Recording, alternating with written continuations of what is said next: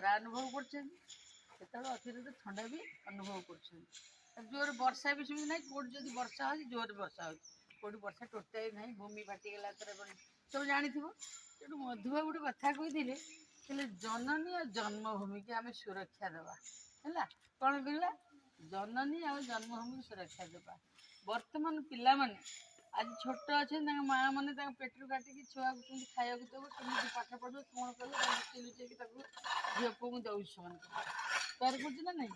ମାଆ ଯେତେ ଯାହା ହେଲେ ସେ ଖାଇନଥିବ କିନ୍ତୁ ଛୁଆଟାକୁ ଖାଇବାକୁ ଦେବ। ତେଣୁ ତାର ସୁରକ୍ଷା ଆମର ହେଲା। ମା ହେଉଛି ସର୍ବଂସା, ସେ ସବୁ ସହେ, ଏତେ କାର୍ଯ୍ୟ કરે, ସେ ଦରମା ନିଏ ନା, ତାକୁ ବେତନ ଦିଅନ୍ତି?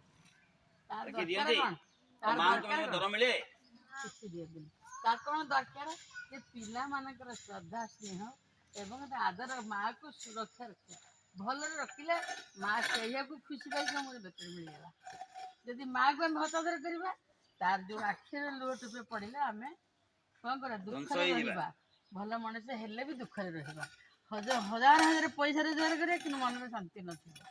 ତେଣୁ ସେଥିପାଇଁ ମଧୁବାବୁ କହିଲେ ଜନ୍ମଭୂମି, ଆମେ ଯେଉଁ ପରିସରରେ ଜନ୍ମ ହେଲେ ସେ ପରିସରରେ ଆମକୁ ଦେଉଥିଲେ ସବୁ କଥା, ଜଳବାୟୁ, ଆଲୋକ, ଫଳ ଫଳ ସବୁ ଥିଲା, ତାକୁ ଆମେ ଖାଇକି ବଢ଼ିଲେ ଆମେ। ତେଣୁ ତାର ସୁରକ୍ଷା ଆମ ଦରକାର। ତେଣୁ ଆମେ ତାକୁ ସେଥିପାଇଁ ପିଲାମାନେ ଯଦି ଏବେଠାରୁ ଚାହିଁବ ଦେଶ ମାତୃକା ପାଇଁ କିଛି କାମ କରିବି, ତାହେଲେ ଆଗେ ସବୁଜ ବନାନୀ ସୃଷ୍ଟି କର।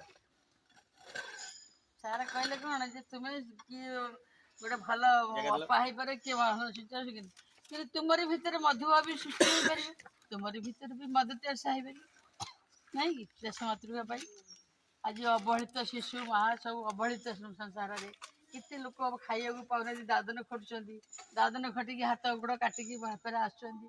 ତେଣୁ ଆମ ଦେଶକୁ ଆମେ କେମିତି ରକ୍ଷା କରିବା, ଆଉ ଆମ ଦେଶରେ କେମିତି ସବୁଜ ବନାନୀ ସୃଷ୍ଟି କରିବା, ଆମର ଯେଉଁ ଖାଦ୍ୟ ଖଣି ଭଣି ଅଛି ଆମେ ତ ଆମେ କାର୍ଯ୍ୟରେ ବିନିଯୋଗ କରିବା। ଇଏ ହେଉଛି ପରବର୍ତ୍ତୀ ନାଗରିକଙ୍କର କାମ। କିଏ ସେ ପରବର୍ତ୍ତୀ ନାଗରିକ?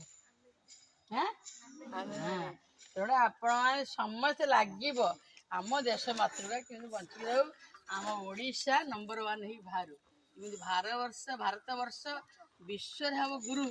ତେଣୁ ଆମ ଓଡ଼ିଶା, ଗୋପବନ୍ଧୁ ଦାସ କହିଥିଲେ କ'ଣ? ଉତ୍କଳମଣି ଗୋପବନ୍ଧୁ ଦାସ, ଯେଟା ପଦ୍ମ ଫୁଲ ଭାରତରେ ହୁଏ ତା ଭିତରେ କିଏ ସେ? ଆମେ ଉତ୍କଳ ହେଉଛି ତା ଭିତରେ ପଦ୍ମ ଫୁଲ। ଭାରତ ବର୍ଷରେ ସରୋବର ହେଇଲେ ଉତ୍କଳ ହେଉଛି ତା ଭିତରେ ପଦ୍ମ ଫୁଲ। ତେଣୁ ଆମେ ସେ ପଦ୍ମ ଫୁଲ ଫୁଟିବା ପାଇଁ ସବୁ ପିଲାମାନେ ଏକ ମନେ ହେଇ ଆମ ଦେଶକୁ କିନ୍ତୁ ରକ୍ଷା, ଆମ ରାଜ୍ୟକୁ ରକ୍ଷା କରିବା, ଆଉ ସମସ୍ତେ ସମାଜ ଭାଇଚାରା ସୃଷ୍ଟି କରିବା, ଇଏ ହେଉଛି ତମମାନଙ୍କର କ'ଣ କର୍ତ୍ତବ୍ୟ। ବଢ଼ିଆ କହିଲା, ତାର ହେଉଛି କର୍ତ୍ତବ୍ୟ। ତେଣୁ ମନରେ ଭୁଲିବନି ମା, ଶୁଣି ଦେଉଛ ତାକୁ ଆଜି ପକେଇଲେ ତାର, କିନ୍ତୁ ମନରେ ସବୁ ରଖିଦେବ। ଯେତେ ପାଠ ପଢ଼, ମୁଁ ନିଜେ ଭଲରେ ରହିବି, ମୋ ପ୍ରତିବେଶୀରେ ଯିଏ ରହିଥିବ ପଡ଼ୋଶୀ ତାଙ୍କୁ କିନ୍ତୁ ଭଲରେ ରଖିବି। ମୋ ଦେଶ ମାତ୍ର ଧୀରେ ଧୀରେ ଆମେ ଆଗକୁ ଯିବା, ହଠାତ୍ କେହି ହେଇନାହାନ୍ତି।